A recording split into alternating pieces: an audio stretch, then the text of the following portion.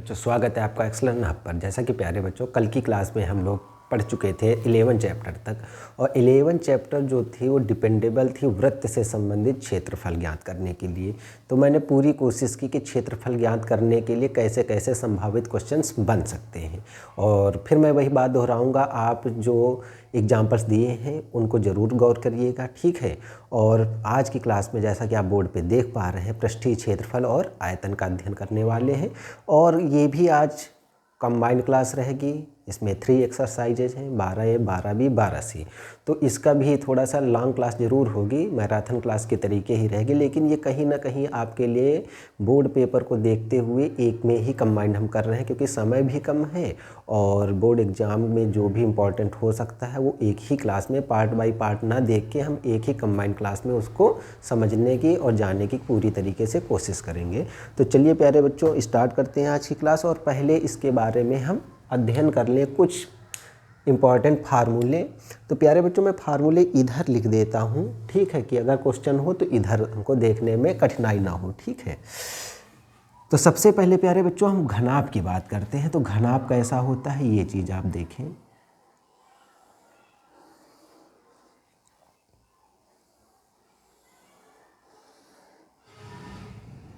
इस तरीके से आप देख पाएँ, ठीक है।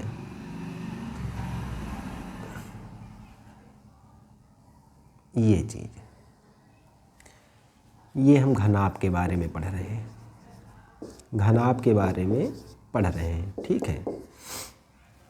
ये प्यारे बच्चों अगर हम लंबाई मान लें, ठीक, और ये वाली जो है साइड वाली इसको हम चौड़ाई मान लें। जैसे कमरा हो गया तो ये घनाभ का ही है। अगर लंबाई चौड़ाई अगर है, इसमें ऊंचाई भी है और प्रत्येक के मान अलग अलग है, तो वो किस में आ जाएगा प्यारे बच्चों। अगर लंबाई देखो, जैसे कमरा है आपका, तो कुछ लंबाई होगी फर्श की, कुछ चौड़ाई होगी, और छत से और फर्श के बीच कुछ ऊंचाई होगी। तो ये सभी अगर असमान हो या कुछ 2 पॉइंट समान भी हो सकते हैं, इस तरीके से आकृति अगर हमको प्राप्त हो तो वो घनाभ में आएगी। तो ये लंबाई हो गई, चौड़ाई होगी, और ये जो है प्यारे बच्चों ये हम इसको ऊंचाई मान लें इस तरीके से। तो अब देखिए इसमें क्या कंडीशन बनेगी। तो घनाभ के लिए है सबसे पहले आयतन।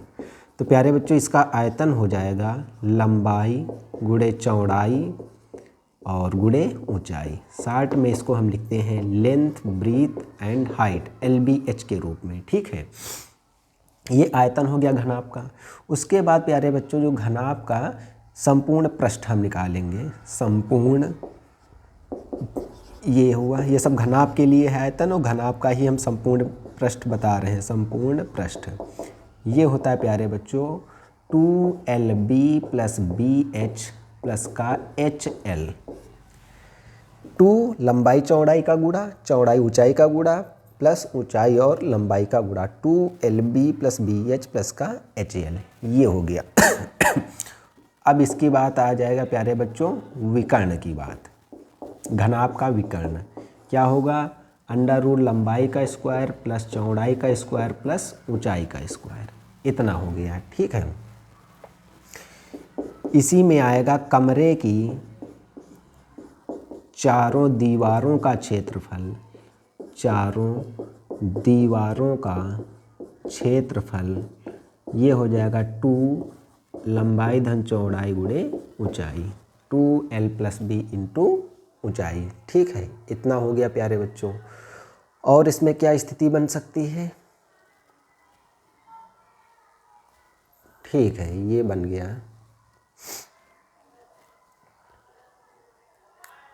ठीक। आयतन हो गया, संपूर्ण पृष्ठ हो गया, इसका विकर्ण भी हो गया। अब आगे बात आएगी घन की। तो इसको भी हम देखें, घन, ये क्यूबाइड था, हम घन क्यूब के बारे में अब देखेंगे, ठीक है। इसमें क्या होगी, लंबाई चौड़ाई ऊंचाई सब समान रहेगी, ठीक है, इस तरीके से सब समान रहेगी। मान लिया इसकी लंबाई A है, चौड़ाई भी A मानेंगे और ऊंचाई भी इसकी A मानेंगे।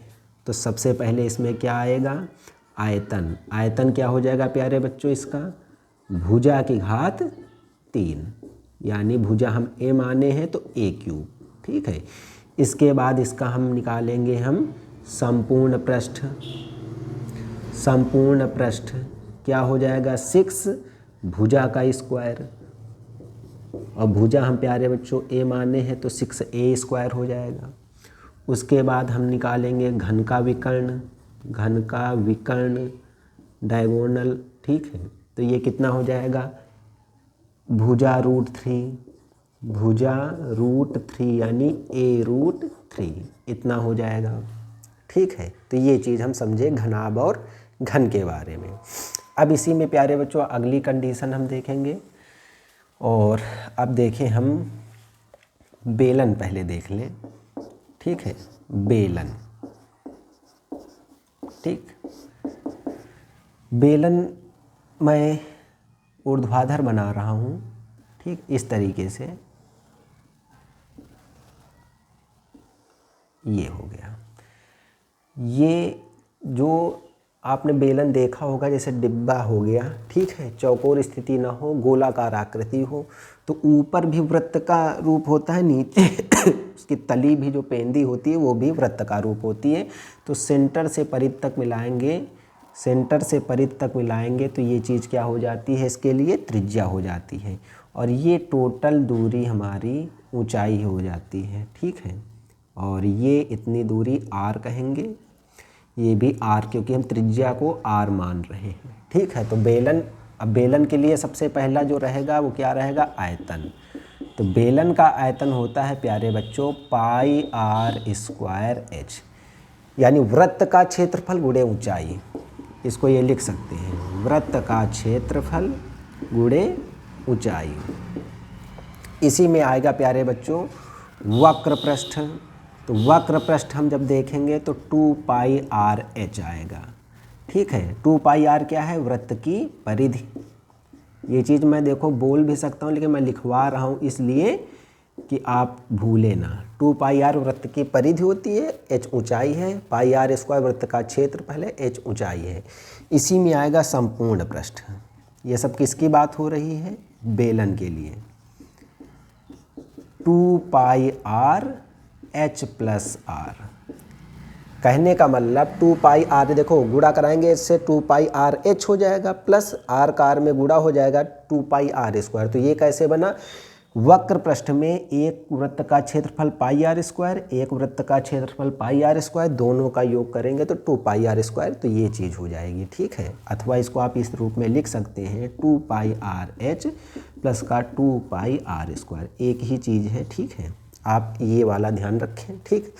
इसके बाद प्यारे बच्चों आता है यहाँ पे, कुछ छूट तो नहीं रहा है, आयतन हो गया, वक्र पृष्ठ हो गया, संपूर्ण पृष्ठ भी हो गया है यहाँ पे, ठीक है।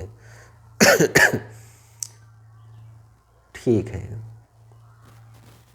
ये चीज़ हो गई, ठीक। अब प्यारे बच्चों यहाँ पे अब आगे हम देखेंगे, ये एक चीज़ ये ध्यान रखिएगा, ये जो बेलन है प्यारे बच्चों, ये हमारे पास है ठोस बेलन, ठीक है, खोखला नहीं है, ये ठोस बेलन है, ठीक। ये चीज़ ध्यान रखना। इसके बाद प्यारे बच्चों हम खोखले बेलन की अगर बात कर दें, जैसे डिब्बा, ठीक है, कुछ इसके बारे में भी जान लें। खोखला बेलन सेम चीज़ यही रहेगी, हम ऊर्ध्वाधर बना रहे हैं इस तरीके से, ठीक। ये हाइट हो जाती है, ठीक। तो इसके लिए आयतन हो जाता है प्यारे बच्चों, अब देखो जो आयतन होगा, ठीक है, तो वो आयतन होगा 2 पाई r1h प्लस 2 पाई r2h। इसके बाद आएगा इसमें, नहीं गलत हो गया, आयतन निकालना है ना प्यारे बच्चों, आयतन, आयतन निकालेंगे। देखो खोखला बेलन है तो उसमें कुछ मोटाई भी होगी, कुछ इस तरीके से वो बेलन बनता है प्यारे बच्चों, इस तरीके से मैं बता देता हूँ।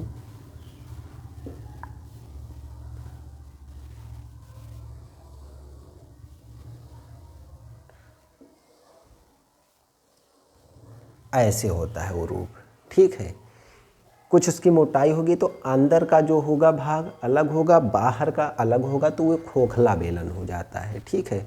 तो खोखला बेलन में हम अब अंदर वाली जो त्रिज्या है इसको हम R2 मान लें अंदर वाले की, और बाहर वाली देखो यहाँ से यहाँ तक, यहाँ से देखो ये वाली यहाँ से लेके यहाँ तक, ठीक, ये हम R1 मान लें, ठीक है। तो आयतन हो जाएगा पाई R1 square H plus pi R2 square H, क्योंकि ऊंचाई तो सेम ही है, ठीक है। अब चाहे तो H कॉमन कर लो तो पाई H कॉमन हो जाता है, तो R1 square plus R2 square भी इसको लिख सकते हैं। पाई H कॉमन हुआ तो R1 square plus R2 square. इसके बाद प्यारे बच्चों आएगा सेकेंड कंडीशन में वक्र पृष्ठ, तो 2 पाई R1H प्लस का 2 पाई R2H, नीचे लिख देता हूँ 2 पाई R1H प्लस का 2 पाई R2H। कॉमन क्या मिलेगा, 2 पाई R1 प्लस R2, और H भी कॉमन है तो यहाँ भी लिख सकते हैं, चाहे आगे लिख लो चाहे पीछे लिख लो, ठीक है। संपूर्ण पृष्ठ देखेंगे, संपूर्ण पृष्ठ 2 पाई R1H प्लस का 2 पाई R2H प्लस का 2 पाई R1 स्क्वायर माइनस का R2 स्क्वायर।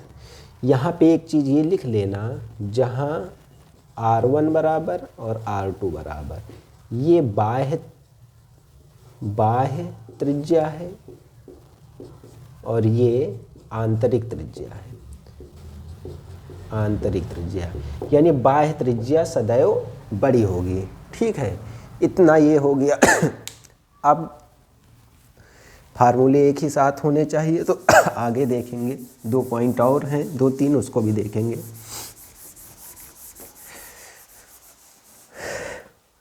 अगला है इसी में शंकु, कोण, ठीक है। शंकु का अध्ययन करें तो शंकु जैसे आपने देखा हो तंबू, ठीक है, या बर्थडे में देखा होगा जो कैप लगाते हैं बच्चे, वो चीज़, ठीक, इस तरीके से। तो नीचे जो आकृति होती है वो वृत्ताकार ही होती है, तो उसमें त्रिज्या हो जाएगी। त्रिज्या कहाँ से होती है, सेंटर से परिधि तक। ये वाली जो है प्यारे बच्चों, तो ये इसमें ऊंचाई हो जाती है, ठीक, और ये वाली होती है इसमें तिर्यक ऊंचाई, इसको L मानते हैं। ये दोनों साइड है तो मैं दोनों तरफ बताए देता हूँ उसको इस तरीके से। तो शंकु का आयतन, जो आयतन आपने इसका देखा है बेलन का, उसी में 1/3 कर लो, 1/3 पाई R स्क्वायर H। कैसे लिखेंगे, 1/3 वृत्त का क्षेत्रफल इंटू ऊंचाई। आयतन हो गया इसमें। वक्र पृष्ठ, वक्र पृष्ठ क्या होगा, पाई RL, जहाँ L बराबर तिर्यक ऊंचाई, तिर्यक ऊंचाई, और L कैसे निकलता है, तो देखो ये 90 डिग्री का कोण है, ये 90 के सामने कर्ण हो गया, ये लंब हो गया, ये आधार हो गया, तो वही फार्मूला L बराबर L स्क्वायर बराबर R square plus H square लिखो, अथवा वर्गमूल ले लो तो L बराबर इधर अंडर रूट लग जाएगा R स्क्वायर प्लस का H स्क्वायर, तो L ऐसी स्थिति से प्राप्त हो जाएगा, ठीक है। संपूर्ण पृष्ठ की बात करें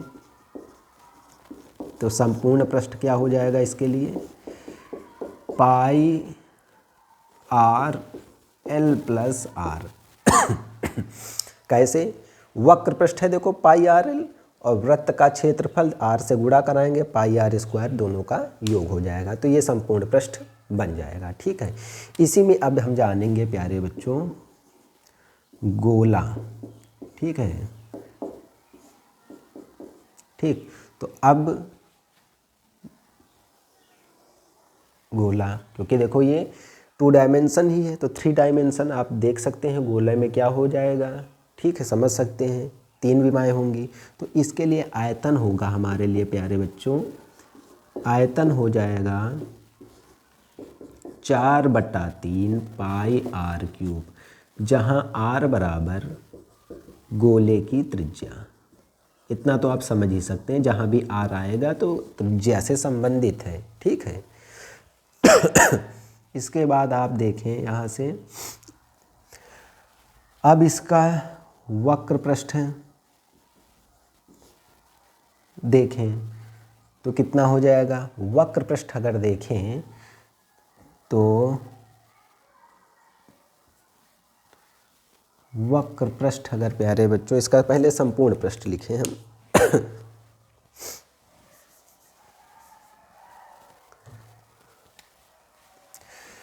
गोले का संपूर्ण पृष्ठ, संपूर्ण पृष्ठ 4 पाई आर स्क्वायर, ठीक, 4/3 पाई आर क्यूब है प्यारे बच्चों, ये 4/3 पाई आर क्यूब। संपूर्ण पृष्ठ हो गया 4 पाई आर स्क्वायर, ठीक है, इतना हो गया। आयतन हो गया, संपूर्ण पृष्ठ भी हो गया इसका, ठीक है। अब इसी में प्यारे बच्चों हम जानेंगे अब अर्धगोले के लिए, चलिए देखते हैं, यहाँ पे देख लेते हैं। बता ही रहा है गोले का आधा, ठीक है।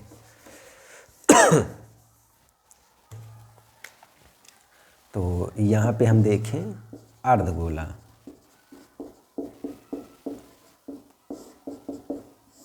ठीक, तो अर्धगोला आधा वाला गोला बनाएंगे इस तरीके से, ठीक, ये हो गया, ये त्रिज्या हो गई इसकी। तो सबसे पहले इसका आएगा आयतन, तो आयतन क्या हो जाएगा, देखो इसका आधा करेंगे तो 2 दूनी 4, तो 2/3 पाई आर क्यूब। इसके बाद इसका हम निकालेंगे संपूर्ण पृष्ठ, संपूर्ण पृष्ठ, ठीक है। तो संपूर्ण पृष्ठ जब हम निकालेंगे प्यारे बच्चों तो इसका होता है 3 पाई आर स्क्वायर, ठीक है। और जब अर्धगोले का वक्र पृष्ठ निकालते हैं इसमें तो 2 पाई आर स्क्वायर होता है, ठीक है, ये चीज़। और प्यारे बच्चों देखो ये केंद्र से ये भी परिधि मिला रहे हैं तो ये भी आर हो जाएगी, ये भी आर है, भ्रमित मत होना, और ये भी आर ही है। अब मैं देख लेता हूँ कोई चीज़ छूटे ना।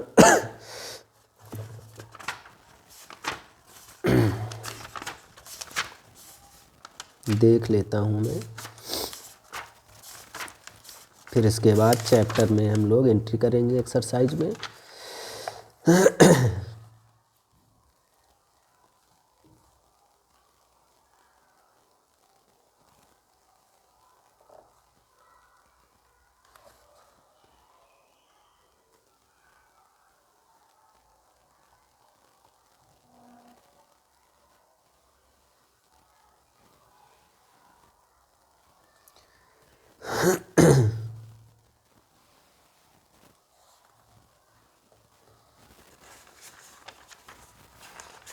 ठीक है, कुछ भी शेष नहीं रह जा सकता। इसमें ये भी लिख सकते हैं एक चीज़, अथवा पृष्ठीय क्षेत्रफल, ठीक है, पृष्ठीय क्षेत्रफल। अब देखो इनके आंसर जब आएंगे तो मात्रक जो भी होगा, सेंटीमीटर मीटर जो भी होगा, जब आयतन की बात होगी तो घात 3 लगाएंगे, मीटर क्यूब या सेंटीमीटर क्यूब या घन मीटर घन सेंटीमीटर लिखेंगे। जब संपूर्ण पृष्ठ या पृष्ठ की बात आएगी तो वर्ग सेंटीमीटर वर्ग मीटर जो भी होगा मात्रक उसमें वर्ग लगाएंगे। और जब केवल पूछा जाए कि लंबाई, एक ही डायमेंशन भुजा या विमा के बारे में पूछा जाए तो केवल उसमें जो भी मात्रक दिया है, मीटर है तो मीटर लिखेंगे, सेंटीमीटर है तो सेंटीमीटर लिखेंगे, ठीक है। तो इस तरीके से, तो चलिए अब हम चैप्टर में एंट्री करते हैं प्यारे बच्चों। और सबसे पहले हम देखेंगे इसमें सबसे पहले हम इसमें देखें चैप्टर से पहले एग्जाम्पल्स, ठीक हैं।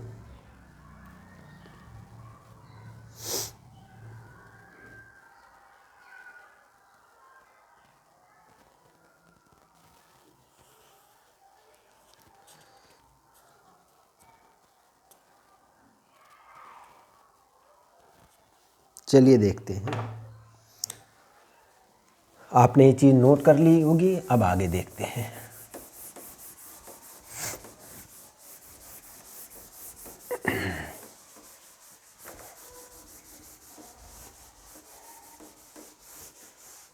बहुत ही इम्पोर्टेंट क्वेश्चन यहाँ से भी आपके बनते हैं बोर्ड एग्जाम में। अब इसमें कह रहा है प्यारे बच्चों, दो घनों जिनमें से प्रत्येक का आयतन 64 घन सेंटीमीटर है। ठीक, ये एग्जाम्पल है। कह रहा है दो घन है, दो घन, प्रत्येक का आयतन दे रखे हैं इसमें कितना, 64 घन सेंटीमीटर। इस तरीके भी लिख सकते हैं आप। को कह रहा है कि संलग्न फलकों को मिलाकर एक ठोस बनाया जाता है। ठीक है, मान लो मैं समझाने के लिए बता रहा हूँ कि एक ये घन हो गया है आपका, ठीक, एक दूसरा भी घन है इसी में, उसको भी ऐड कर लिया गया है।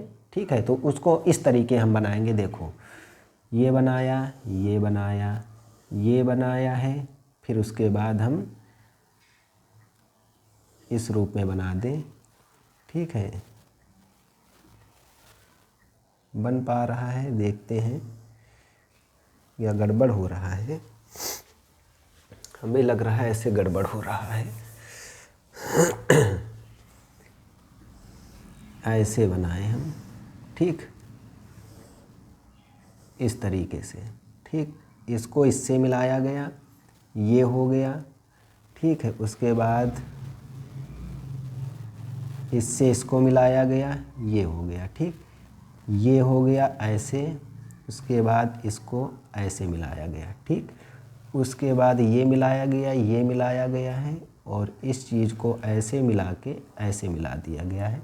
इसको अब रोक लो। देखो, मैंने फिगर बना दिया है आपको केवल समझाने के लिए। ठीक है, क्योंकि ऐसे क्वेश्चंस बन सकते हैं।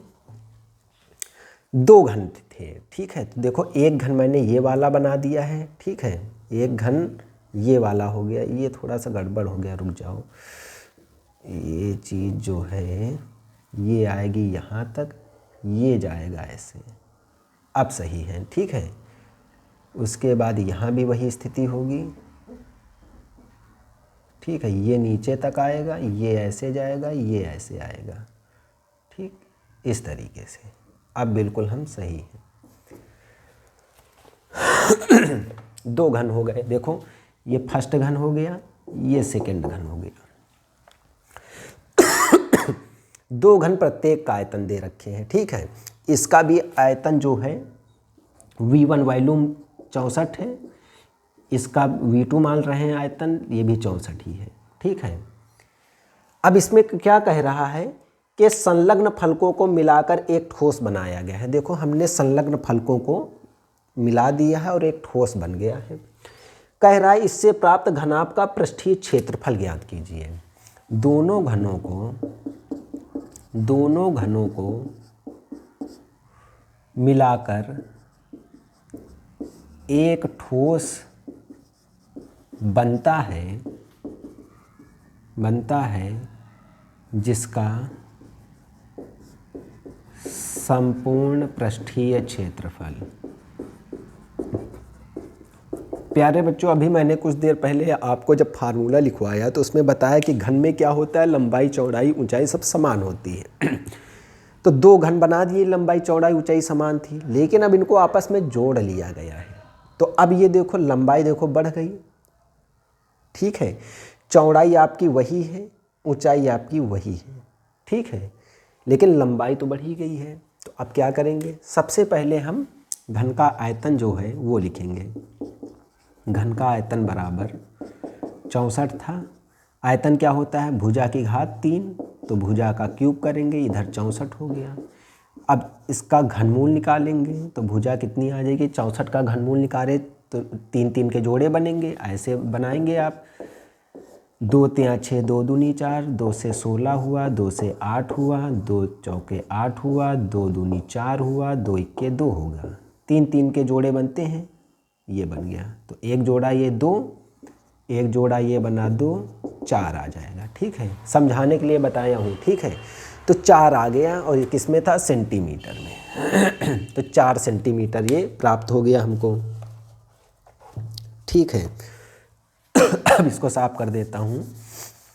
तो प्यारे बच्चों भुजा आ गई इसकी 4। तो अब प्यारे बच्चों लंबाई देखो, जब भुजा 4 आ गई तो देखो ये 4 थी, ये भी आगे 4 हो जाएगी। ठीक है, तो जो हमको प्राप्त हुआ है, तो प्राप्त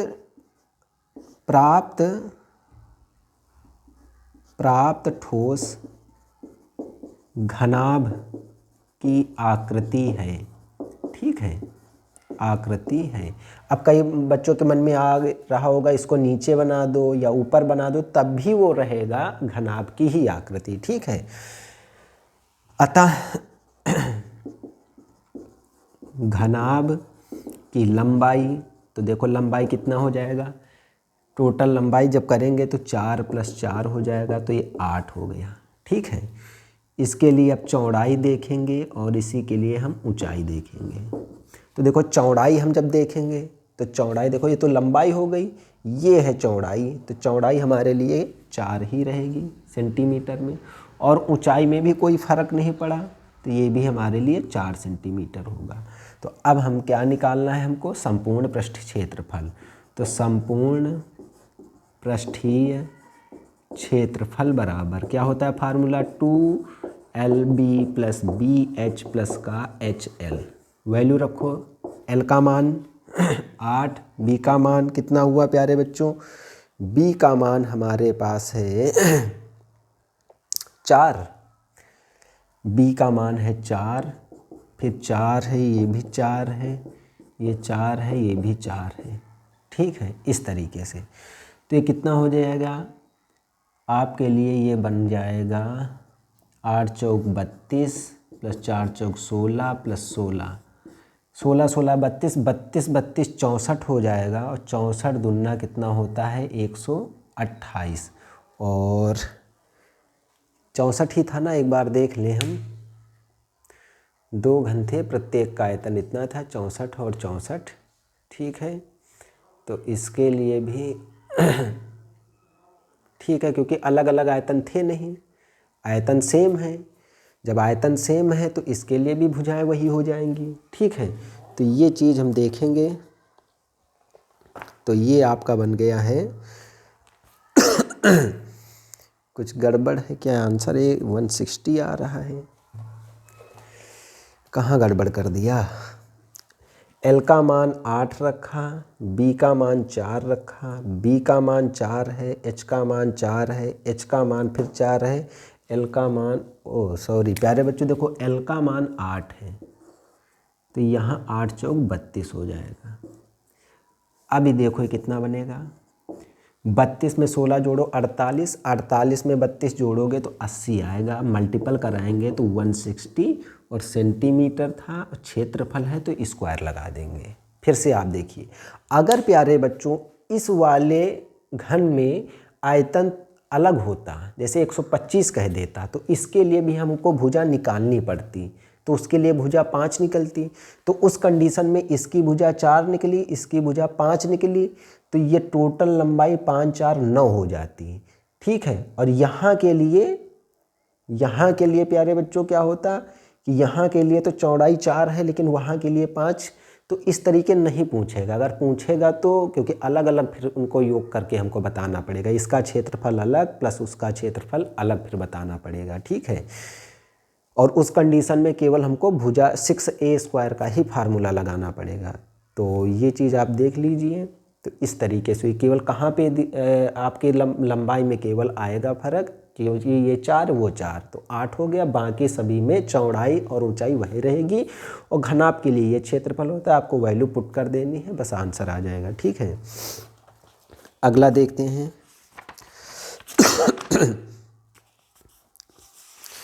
इसी तरीके से अगला देखते हैं।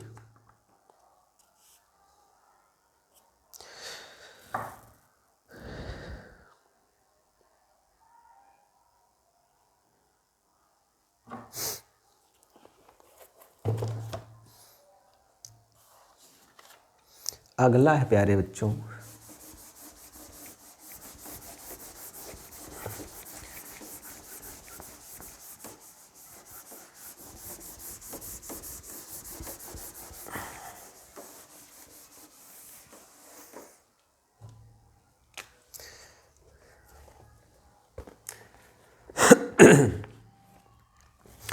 अगला कह रहा है ठोस घनाभ है, एग्जाम्पल है ये भी। ठोस घनाभ है जिसकी विमाएं यानी लंबाई दिया है 9 सेंटीमीटर, चौड़ाई दे रखे हैं 11 सेंटीमीटर और ऊंचाई दे रखे हैं 12 सेंटीमीटर। इस रूप में दिया है प्यारे बच्चों 9, 11, 12 विमाएं, तो लंबाई, चौड़ाई, ऊंचाई LBH का रूप दिया हुआ है। ठीक है। कैरास से 3 सेंटीमीटर व्यास वाली कितनी गोलियां बनाई जा सकती हैं? 3 सेंटीमीटर वाली गोलियां या गोलियों की संख्या आपसे पूछा जा रहा है। ठीक है, कितनी होगी? ये आपके लिए क्या है? घनाभ है, ये ठोस घनाभ है। इससे आपको 3 सेंटीमीटर वाली गोली बनानी है और कितनी बनेंगी ये आपसे पूछा जा रहा है। ठीक है, तो प्यारे बच्चों इसका हम आयतन निकाल लें, इसका आयतन निकाल लें। ठीक है, और जब गोली बनती है तो उसमें भी आयतन होगा, तो इसके आयतन में गोलियों के आयतन का हम भाग करा दें तो हमारे लिए गोलियों की संख्या प्राप्त हो जाएगी। तो क्या हो जाएगा? गोलियों की संख्या बराबर घनाभ का आयतन और बटे 3 सेंटीमीटर वाली एक गोली का आयतन। इस तरीके से आयतन निकालो 9, 11, 12। ठीक है, और गोला ही होगा। आयतन निकालेंगे, फार्मूला होता है 4/3 पाई, और ये 3 सेंटीमीटर है तो r की जगह 3 रखेंगे, घात 3 लगा देंगे। ठीक है। अब प्यारे बच्चों कितना होगा? 9, 11, 12। ये हर है, ऊपर वाले का हर नहीं तो ये पलट के ऊपर जाएगा, 3 हो गया, 4 पाई बचा और 3 की घात 3 यानी 27। अब देखो इसको डिवाइड कराएंगे तो 3 9 27 और 9 से ये 9 कट गया, या 9 त्रिक 27 से 27 डायरेक्ट कट गया, 4 3 12 हो गया। ऊपर प्यारे बच्चों कितना बचा? 33, नीचे बचेगा 22/7। ठीक है, ये पलट के ऊपर जाएगा तो 33 × 7/22, 11 दूना 22, 11 33, 7 रुक 21 हुआ। ठीक है, 21/2 यानी लगभग कितना होगा? भाग कराएंगे तो 10.5 आ रहा है। देखते हैं किसमें क्या बता रहे हैं। 9, 11, 12 हो गया है। इसमें गोलियों की संख्या इसमें बता रहे हैं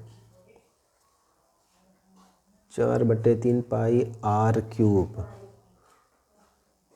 इसमें 84 आ रहा है अपने पास, अगर लगभग में देखें तो 11 आ रहा है। कहाँ गलत हुआ है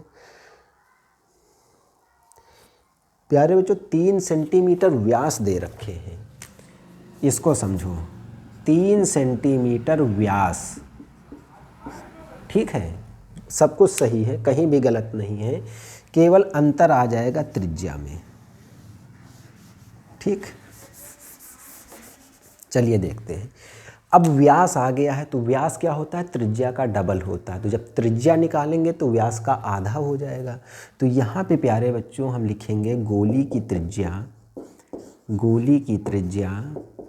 r, ये कितना हो जाएगा? व्यास का आधा। ये सब चीज़ें हम पहले सीख चुके हैं। तो 3 का आधा 3/2, इसको डिवाइड ना करो, पूरा पूरा नहीं कटेगा ना। तो यहाँ पे कितना हो जाएगा? 3/2 और घात 3, 4/3 पाई r³ होता है। तो 9, 11, 12 हुआ, 4/3 हुआ, पाई का मान रखो 22/7, 3 की घात 3 27, 2 की घात 3 8 हो गया। ठीक, किसका हर नहीं है? ऊपर वाले का। जब भी ऊपर वाले का हर नहीं होता है तो नीचे वालों का हर ऊपर पहुंच जाता है। ये चीज़ें भी आप पहले सीख चुके हैं। 9, 11, 12, ऊपर 3, 7, 8 जाएगा गुणा में, नीचे बचा 4, 22, 27। डिवाइड करो 4 3 12, 9 त्रिक 27, ये कट गया है। उसके बाद 11 दूना 22 हो गया है प्यारे बच्चों, और 2 चौके 8 हुआ। 7 त्रिक 21 या 7 चौक 28 गुणा 3 करेंगे, या ऐसे कर लो 3 चौक 12 12 सती 84। तो गोलियों की संख्या प्यारे बच्चों 84 आ जाएगी। ठीक है, ये चीज़ आप समझ पा रहे हैं कि जिससे हम संख्या प्राप्त करेंगे और जो भी है उस आयतन को हम क्या करेंगे, जिस आयतन को हम बना के एक ठोस बनाएं उससे अगर हम गोली बनाएंगे तो गोली वाले आयतन से भाग करा देंगे। ठीक है, ये भी अच्छा सवाल था। अगला है एक और सवाल।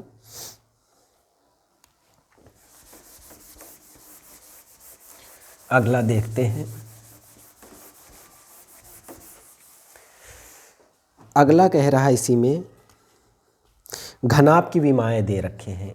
L 100 सेंटीमीटर है, B 80 सेंटीमीटर है, H 64 सेंटीमीटर है। कह रहा है इसे पिघलाकर एक घन बनाया गया, घन का पृष्ठीय क्षेत्रफल।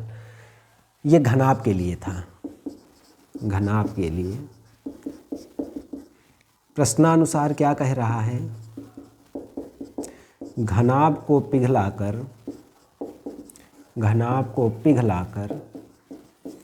घन बनाया गया है, घन बनाया गया है।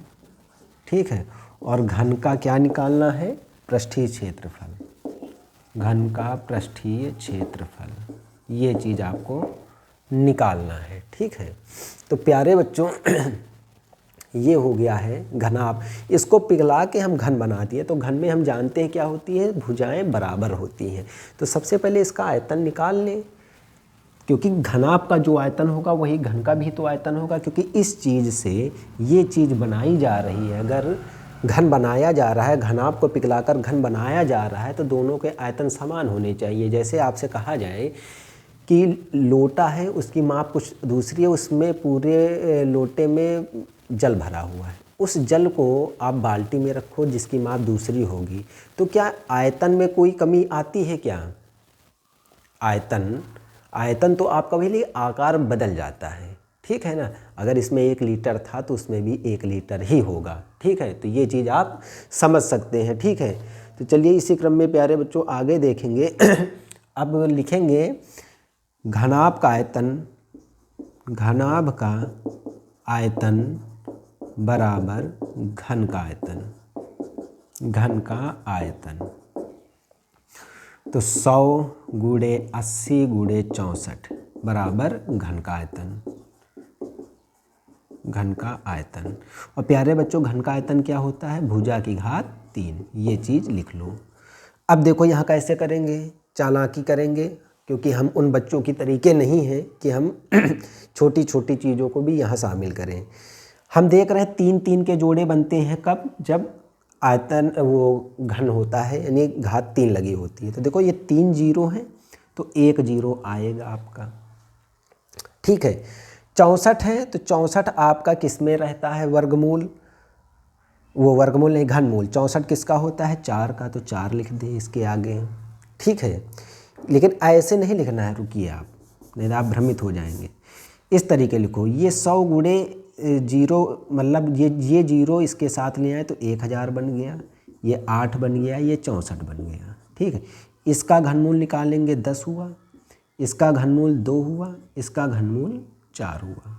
तो ये हुआ भुजा हम ए मान रहे हैं। तो अथवा ए बराबर कितना हो जाएगा, ए बराबर निकाल रहे हैं ना।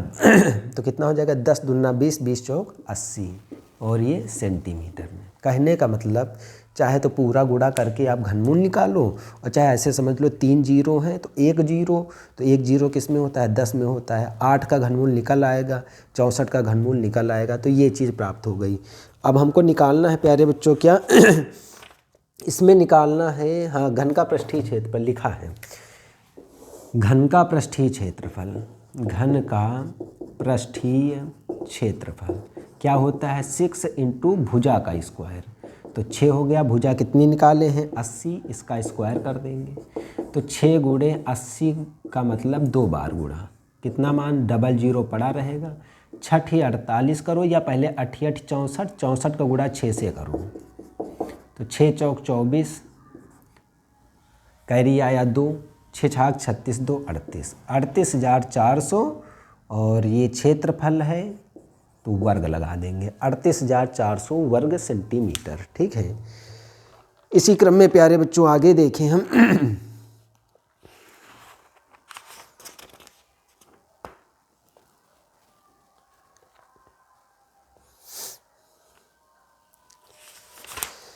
अब प्यारे बच्चों मैं आपको बताता हूँ इसी में, क्योंकि एग्जाम्पल्स बहुत ही इम्पोर्टेंट हैं और वैसे क्वेश्चंस आपके एक्सरसाइज में नहीं है, इसलिए आप ये बिल्कुल ना समझें कि मैं एग्जाम्पल ही करा रहा हूँ, नहीं।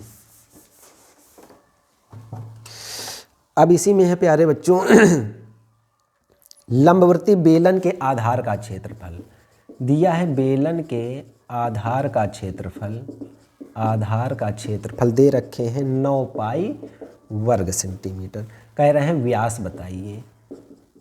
तो प्यारे बच्चों बेलन की कंडीशन मैंने आपको बताई इस तरीके से, बेलन, ठीक। तो ये क्या होता है, आधार का क्षेत्रफल का है या सिर का क्षेत्रफल, ये कैसे होते हैं, वृत्त होता है। तो वृत्त का क्षेत्रफल क्या हो जाएगा, पाई आर स्क्वायर बराबर 9 पाई, पाई से पाई कटा, आर स्क्वायर बराबर 9, तो आर का मान वर्गमूल लोगे 3 सेंटीमीटर आ जाएगा। अब व्यास कह रहा है तो व्यास क्या होता है, ये त्रिज्या निकली है तो 2 गुना कर देंगे, तो 2 गुणे 3 यानी 6 सेंटीमीटर। ठीक, इसी तरीके आगे देखेंगे आगे कह रहा है प्यारे बच्चों, अगला सवाल है, कह रहा है एक लंबवृत्तीय शंकु के आधार का व्यास। ये शंकु हो गया प्यारे बच्चों इस तरीके से, ठीक। ये तो आधार का व्यास दे रखे हैं, आधार का व्यास कह रहा है, देखो ये चीज़ समझना, व्यास कहे तो व्यास लिखना, त्रिज्या कहे तो त्रिज्या, और तिर्यक ऊंचाई दे रखे हैं, तिर्यक ऊंचाई, इसको क्या कहते हैं, एल। कितना दे रखे हैं, 13.5 सेंटीमीटर। और आपसे संपूर्ण पृष्ठ पूछा जा रहा है, ठीक। तो प्यारे बच्चों हम जानते हैं संपूर्ण पृष्ठ क्या होता है, संपूर्ण पृष्ठ होता है पाई आर एल प्लस आर, ठीक, ऐसा होता है, ठीक। तो अब r निकालना, तो यहाँ से व्यास दिया है तो त्रिज्या r जब निकालेंगे तो क्या हो जाएगा, व्यास का आधा, भाग नहीं जाएगा तो हम दशमलव में नहीं ले जाएंगे, ठीक है, ऐसे ही पड़ा रहने दो। अब क्या करेंगे, पाई का मान अभी रखें, अभी पाई का मान रख दो, अच्छा 22/7। r का मान कितना है, 21/2। देखो पाई का मान तभी रखना प्यारे बच्चों जब तक अगर बहुविकल्पी ऑब्जेक्टिव में अगर है तो वैसा ही हमको लाना होता है, लेकिन अगर पाई का मान तभी रखना जब यहाँ पे कोई संख्या 7 से कटने वाली हो, जैसे देखो 7 × 21 कट जाएगा, नहीं तो आप पाई के रूप में भी उत्तर दे सकते हैं, ठीक है। एल डायरेक्ट दिया है 13.5, और अब देखो प्यारे बच्चों ये 21/2 दिए हैं इस तरीके से। अब देखो कितना हो जाएगा, 2 से काटा 11, 7 × 21, घेरते हैं 33 हो गया ये। इसके बाद देखो यहाँ पे अब फायदा मिलेगा कि एलसीएम ना लो, आप डायरेक्ट भाग कर दो इसमें, तो क्या हो जाएगा 13.5, 21 का आधा होगा 10.5। अब देखो 13 और इनको जब जोड़ोगे 13.5, 10.5 तो ये आ जाएगा 24।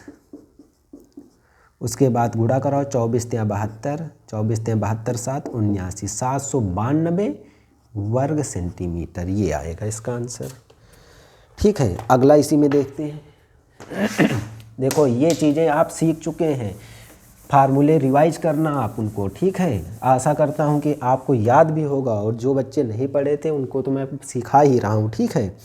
और क्वेश्चंस इस चैप्टर से ज़रूर बनेंगे। कह रहा 2 गोलों के आयतनों का अनुपात, 2 गोलों के आयतनों का अनुपात, ये प्यारे बच्चों दे रखे हैं 27:64 यानी 27:64। उनके पृष्ठीय क्षेत्रफलों का अनुपात, देखो अब अलग अलग है ना, देखो आयतन, तो पहले गोले का आयतन हम मान लेते हैं V1 है, दूसरे का V2 है, तो V1 V2 का अनुपात दे रखे हैं 27/64, ठीक है। कह रहा उनके पृष्ठीय क्षेत्रफलों का अनुपात, पृष्ठीय क्षेत्रफलों का अनुपात। तो पृष्ठीय क्षेत्रफल का अनुपात देखो कैसे निकालेंगे। पृष्ठीय क्षेत्रफल का अनुपात प्यारे बच्चों कैसे होता है, इसके लिए 4πr1², क्योंकि देखो त्रिज्याएं चेंज हो जाएंगी, ठीक है। तो हम पहले ये चीज़ निकालें, ठीक है। v1 अनुपात v2 अनुपात का मतलब बटा होता है। अब इसके लिए फार्मूला लगाओ 4/3 पाई। देखो ये अलग अलग है ना, तो ज़रूर इसमें क्या अंतर, देखो 4/3 पाई ये नियत अंक है, 4/3 4/3 ही रहेगा। पाई नियत अंक ही होता है 22/7। लेकिन यहाँ वैल्यू चेंज आने का मतलब क्या है कि इनकी त्रिज्याएं अलग होंगी। क्यों? क्योंकि गोले का आयतन आप जानते हैं 4/3 पाई r³ होता है। तो इसलिए यहाँ पहले गोले की त्रिज्या r1 माने तो क्यूब हो गया आयतन के लिए, और दूसरे गोले में क्या हो जाएगा, r2³ हो जाएगा 27/64। 4/3 पाई से कैंसिल हो गया। प्यारे बच्चों अब यहाँ से हम निकालेंगे घनमूल, तो 27 का 3 निकला, 64 का 4 निकला। यानी r1 की वैल्यू डायरेक्ट देखिए 3, r2 की वैल्यू 4, यहाँ से लिख सकते हैं r1 बराबर 3 और r2 बराबर 4। उसके बाद आपको निकालना पृष्ठीय क्षेत्रफल का अनुपात।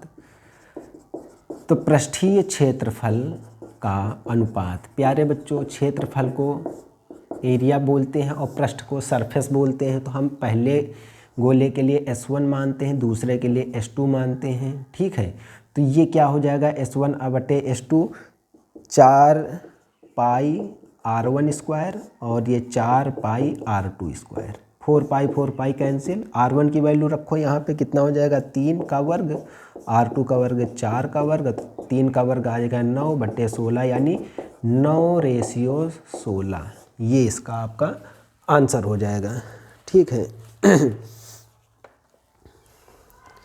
इसी तरीके से प्यारे बच्चों कह रहा है 2 वृत्तों के व्यासों का अनुपात है और वृत्तों की परिधियों में अनुपात आपको ज्ञात करना है, ठीक है। व्यास का अनुपात दे रखे हैं और परिधि का अनुपात आपसे पूछा जा रहा है। तो क्या आप नहीं कर पाएंगे? आप कर सकते हैं। कैसे कर सकते हैं मैं बताता हूँ। देखो व्यास का अनुपात कितना है, 4:9। परिधियों का अनुपात पूछा जा रहा है, परिधियों का अनुपात। प्यारे बच्चों व्यास किससे बनता है, त्रिज्या का दोगुना करने पर। तो हम देख रहे हैं कि अंतर है ना, दोनों में अलग अलग चीज़ें हैं।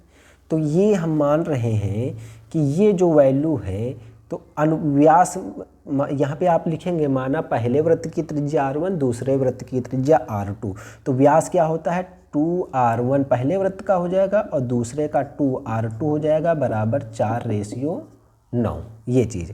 अब परिधि क्या होती है, 2πr1 पहले के लिए और 2πr2 दूसरे के लिए।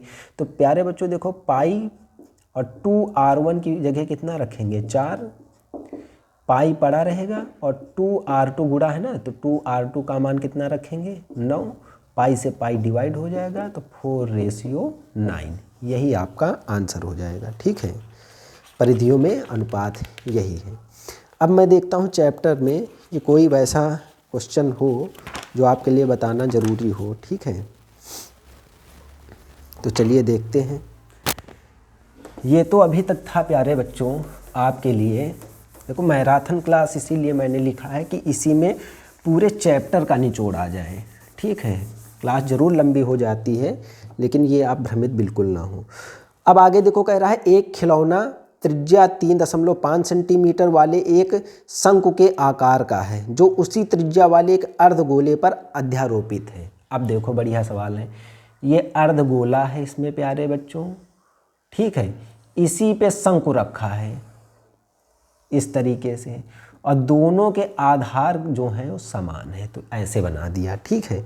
3.5 सेंटीमीटर त्रिज्या है। अगर व्यास कहता तो 3.5/2 लिख देते। तो ये त्रिज्या 3.5 सेंटीमीटर, ठीक है। अब क्या कह रहा है, इस खिलौने की संपूर्ण ऊंचाई यानी यहाँ से लेकर के यहाँ तक 15.5 सेंटीमीटर दे रखे। कह रहा है इस खिलौने का संपूर्ण पृष्ठीय क्षेत्रफल, संपूर्ण पृष्ठीय क्षेत्रफल। भाषा कैसे लिखना है ये मैं बता चुका हूँ पहले भी क्लास में, ठीक है। जो दिया है वो लिखेंगे, ठीक है। अब प्यारे बच्चों ये केंद्र से परिधि तक है तो त्रिज्या हुई, तो अगर हम ये देखें ये केंद्र है, ये भी तो परिधि है, तो यहाँ से यहाँ तक अगर इसको हम देखें तो ये भी तो त्रिज्या ही होगी 3.5 सेंटीमीटर, और टोटल है 15.5, इतना है 3.5, तो ये वाली दूरी हम निकालना चाहें अगर, तो प्यारे बच्चों इसको हम कैसे निकालेंगे, तो शंकु की ऊंचाई हम जब निकालें तो शंकु की ऊंचाई क्या हो जाएगी, कुल ऊंचाई माइनस अर्धगोले की ऊंचाई लिखो, या ऊंचाई ही इसके लिए क्या है, त्रिज्या। ठीक, तो 15.5 में 3.5 घटाएंगे तो 12 सेंटीमीटर आ जाएगा। संपूर्ण पृष्ठीय क्षेत्रफल आपसे पूछ रहा है, तो जब संपूर्ण पृष्ठीय क्षेत्रफल आप निकालेंगे, संपूर्ण पृष्ठीय क्षेत्रफल, तो ये क्या हो जाएगा, अर्धगोले का संपूर्ण पृष्ठ प्लस शंकु का संपूर्ण पृष्ठ, शंकु का संपूर्ण पृष्ठ, इन दो चीज़ों का ऐड कर लेंगे, चाहे शंकु का पहले लिखो और चाहे अर्धगोले का ऐड ही करना है। तो अर्धगोले का संपूर्ण पृष्ठ क्या होता है प्यारे बच्चों, 3πr², और शंकु का क्या होता है आपके लिए, πr/l+r, ये होता है। अब प्यारे बच्चों l की ज़रूरत आई है, तो l के लिए हमने बताया कि l ये होता है, ठीक, ये तो r हमको दिया है, और h ये वाली हाइट हमने प्राप्त कर ली है, ये हाइट हमने 12 सेंटीमीटर प्राप्त की है, ठीक है। तो l हम निकालेंगे, तो l बराबर क्या हो जाएगा, √r² + h², r का मतलब 3.5 का वर्ग प्लस h का मतलब 12 का वर्ग, इसका वर्ग करेंगे 5 25 4 12, 2 अंक के बाद दशमलव लगेगा, 12 बराहिम 144, दोनों को ऐड करोगे तो 156.25 आएगा, ठीक है। हल करेंगे तो कैसे हल करेंगे, नीचे 1 मानेंगे, 2 अंक के बाद दशमलव है तो 2 जीरो बढ़ गए। अब देखो वर्गमूल निकालना है इसका, मैं डायरेक्ट बता रहा हूँ, तो 100 का वर्गमूल 10 आ जाएगा। 15,625 किसका वर्ग होता है प्यारे बच्चों, तो 15,625 अगर हम देखें तो 25 पंचे 125 पंचे 625 होता है, 125 का वर्ग होता है क्या, देखें 125 गुणे 125 अगर करें, देखो इसको क्या लिख सकते हैं, 125 को हम ये लिख सकते हैं ना, देखो 5 गुणे 5 गुणे 5, 5 25 पंचे 125, ठीक है। तो 5 गुणे 5 गुणे 5 लिखा, इसको भी लिखें 5 गुणे 5 गुणे 5, देखें ये आ रहा है 5 25 पंचे 125 पंचे 625 गुणे 31 25 गुणे 15 625 आएगा, ठीक है। आप चाहे हल करके देख लेना। वर्गमूल में 2 2 के जोड़े बने, तो 5 गुणे 5 गुणे 5 यानी 125 बना, तो 125, 1 जीरो हटाएंगे तो 1 अंक के बाद दशमलव लग जाएगा, और नीचे 1 से कोई मतलब नहीं, तो L का मान आएगा प्यारे बच्चों 12.5। अब वैल्यू रख दो। अब प्यारे बच्चों ये क्या करेंगे, अब एक काम करो, देखो पाई यहाँ भी है, पाई यहाँ भी है, r यहाँ भी है, r² यहाँ है, तो पाई r पहले कॉमन कर लो, तो 3r प्लस ये कितना बचा L प्लस r, वैल्यू रखो, पाई का मान रखा जाए क्योंकि r कट जाएगा, 22/7, r का मान 3.5, 3 गुणे 3.5 प्लस 12.5 प्लस का 3.5, ठीक। इधर देखेंगे अब, तो 22 गुणे देखो 7 पन्ना 35, 1 अंक के बाद दशमलव, ठीक है, 1 अंक के बाद दशमलव 35 या 105 होता है, 1 अंक के बाद दशमलव, और इन दोनों को ऐड करेंगे 12.5 3.5 को, तो ये आ जाएगा 16, 22 पंचे 110 होता है, 1 अंक के बाद दशमलव 26.5, ठीक। 11 से गुणा करो, 11 5 55, 11 छक्के 66 और 5 61, 11 दूना 22 6 28, 1 अंक के बाद दशमलव वर्ग सेंटीमीटर। 281 देखते हैं इसका आंसर क्या आ रहा है। इसका आंसर प्यारे बच्चों आ रहा है 214.5 आ रहा है। कहाँ गड़बड़ हो रहा है? अगर पाई आर स्क्वायर यानी 22/7 3.5 गुणे 3.5 करें, 7 पन्ना 35, 11 5 55, गिरते हैं 33 5 38.5। कहीं गड़बड़ तो नहीं हुआ है? संपूर्ण पृष्ठ की बात हुई थी, तो अर्धगोले का संपूर्ण पृष्ठ 3 पाई आर स्क्वायर, शंकु का संपूर्ण पृष्ठ लगाए हैं हम।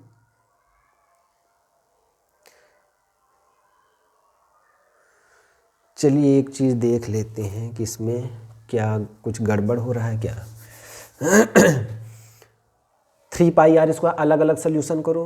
3 पाई का मान 22/7, आर का स्क्वायर 3.5 3.5, 7 पन्ना 35 हुआ, 22 पंचे 110, एक अंक के बाद दशमलव, 3 गुणे 3.5 करेंगे तो 10.5 हुआ, गुणा कराएंगे 11 5 55, 11 21, 11, एक अंक के बाद दशमलव।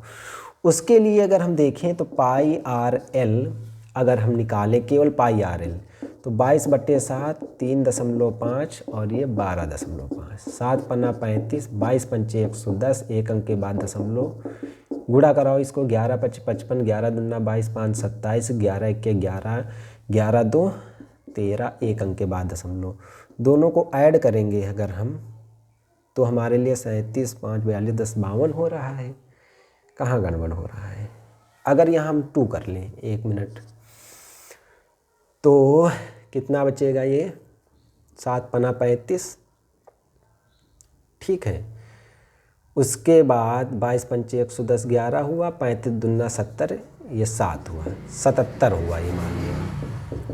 अगर इसमें 77 ऐड करें तो 0.5 7 7 14, 7 3 10, 1 11, 1 1 2 बिल्कुल सही है। कहने का मतलब प्यारे बच्चों, थोड़ी सी यहाँ गलती हो गई है, केवल उसके बारे में हम जानें, ठीक। कुछ भी गलत ज़्यादा नहीं हुआ है, इतना देखें। हमको इसमें प्यारे बच्चों कह रहा था खिलौने का संपूर्ण पृष्ठ क्षेत्रफल, यहाँ ये खिलौना बन गया पूरा ना, इसीलिए तो गलती हो रही थी। खिलौने का संपूर्ण पृष्ठ, तो खिलौने का संपूर्ण पृष्ठ क्या होगा? अर्धगोले का वक्र पृष्ठ बोलो या पृष्ठीय क्षेत्रफल प्लस शंकु का वक्र पृष्ठ या पृष्ठीय क्षेत्रफल, क्योंकि टोटल खिलौने का है तो उनका मतलब ये है कि वक्र पृष्ठ से ही संबंधित।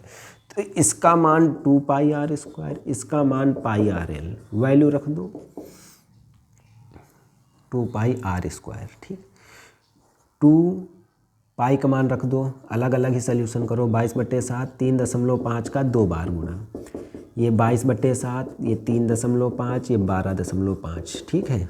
7 पन्ना 35, 7 पन्ना 35 कितना हुआ देखो, 22 पंचे 110 हुआ, एक अंक के बाद दशमलव लगाएंगे 11, 11 दूना 22 हो गया और गुणे 3.5 हो गया, ठीक। यहाँ पे 22 पंचे 110, एक अंक के बाद दशमलव लगा 11 और 11 का गुणा करेंगे 12.5 में। और प्यारे बच्चों सोल्यूशन करेंगे, 22 पंचे 110, 22 3 66 तो 11 77, एक अंक के बाद दशमलव प्लस, गुणा कराओ 11 5 55, 11 दूना 22 5 27, 11 21 11 और 11 2 13 आ जाएगा, एक अंक के बाद दशमलव। ऐड करो दोनों को तो 137.5 प्लस का 77 अगर हम ऐड करेंगे तो प्यारे बच्चों 0.5 हुआ, 7 7 14 का 4 हुआ, 7 3 10 11 हुआ, 1 1 2 और ये हो गया वर्ग सेंटीमीटर में। तो प्यारे बच्चों आशा करता हूँ ये चीज़ आपको समझ में आ गई होगी, ठीक है।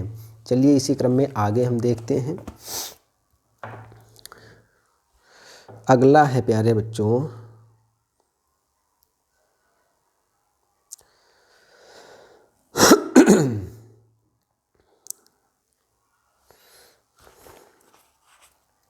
अगला क्वेश्चन है इसी में। कहने का मतलब जब ऐसी आकृति आए और संपूर्ण पृष्ठ पूछा जाए तो आपको केवल वक्र पृष्ठ से ही संबंधित आंसर देना है, ठीक है। वक्र पृष्ठ से ही संबंधित आंसर देने हैं।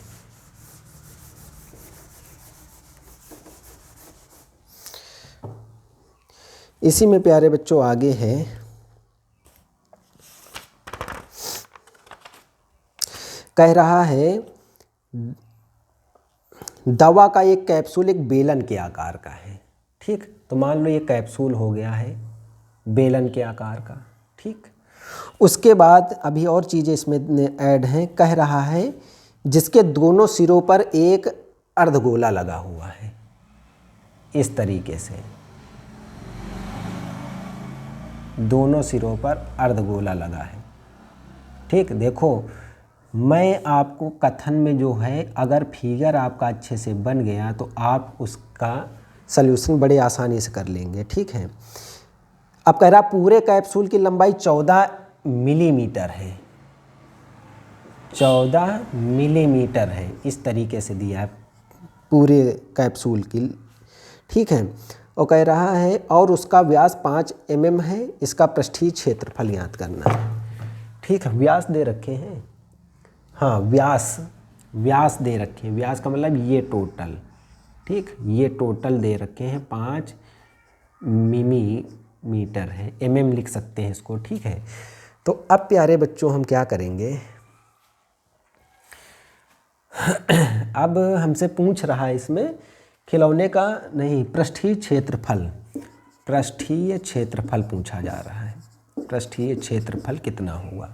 तो प्यारे बच्चों पृष्ठीय क्षेत्रफल ज्ञात करने के लिए हम देखेंगे कैप्सूल का पृष्ठीय क्षेत्रफल, यहाँ कैप्सूल लिख ले, कैप्सूल का पृष्ठीय क्षेत्रफल कैसे हो जाएगा, बेलन का वक्र पृष्ठ और प्लस ये अर्धगोला, ये भी अर्धगोला, तो 2 गुणे अर्धगोले का वक्र पृष्ठ, ठीक। ये चीज़ तो बेलन का वक्र पृष्ठ प्यारे बच्चों होता है 2 पाई RH, इसका होता है 2 और अर्धगोले का होता है 2 पाई R²। तो ये आया 2 पाई RH, 2 दूनी 4, 4 पाई R²। वैल्यू रखो, 2 पाई का मान 22/7, R का मान देखो ये व्यास है तो आधा कर लेंगे 5/2, और ये देखना मात्रक समान है, ठीक है। अगर एक अलग हो तो दोनों के मात्रक बराबर करने पड़ेंगे, ठीक है। तो h कितना है प्यारे बच्चों, ये h किसके लिए बता रहा है, ये h बता रहा है हमको बेलन के लिए। तो प्यारे बच्चों बेलन तो हमारा केवल इतना है ना, इतना। तो इस बेलन की ऊंचाई में ज्ञात करने के लिए हमको कुल ऊंचाई में से ये वाला भाग और ये वाला भाग हटा दे। तो देखो ये क्या है, केंद्र से परिधि तक है, ये भी देखो केंद्र से परिधि तक है, तो ये भी तो 5 और 5 हुआ, ठीक। 5 और 5 ही तो हुआ। तो क्या करेंगे, बेलन की ऊंचाई यहाँ पे लिखेंगे कि बेलन की ऊंचाई क्या हो जाएगी, कुल ऊंचाई माइनस अर्धगोले का, ये लिख दें 2 गुणे अर्धगोले की त्रिज्या। देखो कुल ऊंचाई कितनी है 14, इसकी भी त्रिज्या घटाएं, इसकी भी त्रिज्या घटाएं, तो 2 गुणे त्रिज्या कितनी हो गई 5, तो 14 माइनस 10 यानी 4 मिलीमीटर, इस तरीके से। तो पाई का मान रखें 22/7, आर का मान कितना हो जाएगा, नहीं पहले ये कर रहे हैं ना हम, h की वैल्यू कहाँ रखी है, 4 हो गया, 2 पाई RH, अब 4 पाई का मान, अब एक काम ना करें, देखो 7 से डिवाइड तो होना नहीं है कुछ, ठीक है। तो पाई पाई ही रखे रहने दो, ठीक है। यहाँ पाई रखा रहने दो। R कितना है 5/2 का वर्ग, यानी 2 बार गुणा कर दें, ठीक है। देखो 2 दूनी 4 से ये कट गया, 2 से ये कट गया, 5 को 20 पाई हुआ ये, और ये 25 पाई हो गया। दोनों को ऐड करो, 25 20 45 पाई, और mm का स्क्वायर हो जाएगा, वर्ग मीटर मिलीमीटर में आएगा, ठीक है, वर्ग मिलीमीटर। तो ये कौन सा था क्वेश्चन आपका,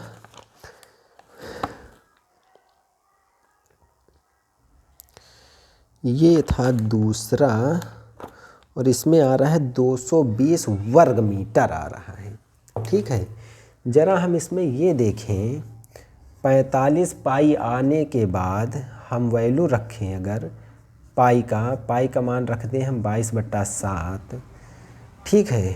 तो 22 पंचे 110, 22 चौको 88, 11 99 बटे 7, 7 के 7 2 बचा, 7 चौक 28 बचा, 1 7 के 7 141 आ रहा है। इसमें कहाँ गड़बड़ है? कुछ गड़बड़ तो नहीं है। कैप्सूल की लंबाई 14 mm है और उसका व्यास दे रखे हैं 5 mm है। इसका आपसे पृष्ठीय क्षेत्रफल पूछा जा रहा है, ठीक है। तो देखते हैं कहीं गड़बड़ तो नहीं हुआ। इसका पृष्ठीय क्षेत्रफल, ओ प्यारे बच्चों बहुत बड़ी गलती हो जाती है इसमें, प्यारे बच्चों बहुत बड़ी गलती हो जाती है।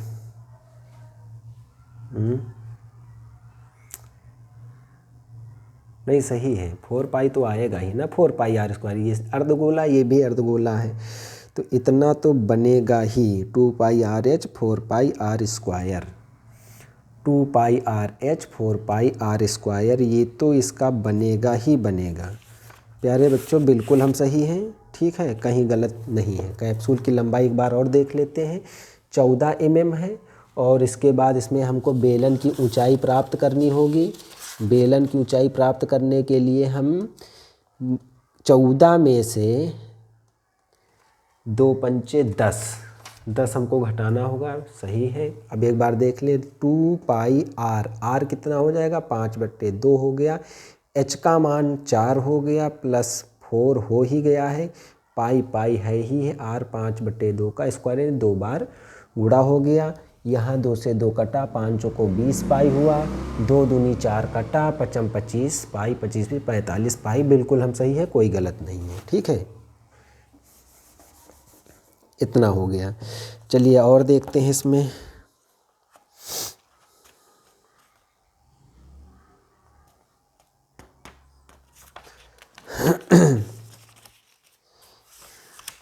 एग्जाम्पल्स आपको ज़रूर देखना है प्यारे बच्चों, ठीक है।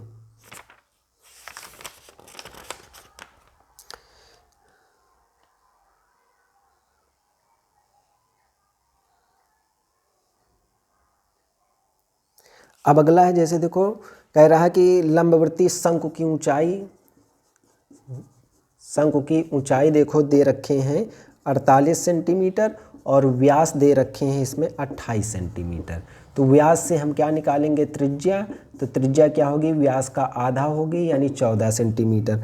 आपसे आयतन पूछा जा रहा है किसका? शंकु का। तो आयतन क्या होगा? 1/3 पाई आर स्क्वायर एच। देखो आर का मान 14 रख देंगे यहाँ पे, एच का मान 4 रख देंगे, पाई का मान अगर 14 कट रहा है ना तो 22/7 रख के आंसर दे देना है, ठीक है। इस तरीके से। तो प्यारे बच्चों मैंने तो पूरी कोशिश की है आपको चैप्टर को समझाने में। अब आपको ये करना है कि कुछ एग्जाम्पल जो आप देखें कि किसी ना किसी ईयर में पूछे गए हैं तो उनको आप ज़रूर गौर कीजिएगा, ठीक है। और ये चैप्टर यहीं पे समाप्त होता है प्यारे बच्चों। आशा करता हूँ ये चीज़ें आपको समझ में आई होंगी। बिल्कुल भी पैनिक मत होना आप बोर्ड एग्ज़ाम के हॉल में जब आप बैठना, ठीक है। जो क्वेश्चंस आपको पहले आए उनको आप क्रमशः लिखेंगे। केवल ये है कि जैसे आप क्वेश्चन नंबर 10वां कर रहे हैं तो आप वहाँ पे लिख देंगे सेंटर में प्रश्नोत्तर नंबर 10, ठीक है। उसके बाद हल लिखें या सल्यूशन लिखें। प्रश्न में जो दिया है तो प्रश्नानुसार करके लिख दे। फिगर बनाना है तो फिगर बनाने के बाद उसके अकॉर्डिंग कथन लिख देना है और जो भी फार्मूले का यूज करना है वहाँ पे लिख देना है, ठीक है, और उसका आंसर दे देना है। पाई के चक्कर में मत पड़ना। अगर आपका वहाँ पे डिवाइड हो रहा है तभी पाई का मान रखना, डिवाइड नहीं हो रहा है तो आप ऐसे ही उसका आंसर दे देना, ठीक है। तो आज की क्लास को यहीं पे समाप्त करेंगे। थैंक यू प्यारे बच्चों। जय हिंद, जय भारत।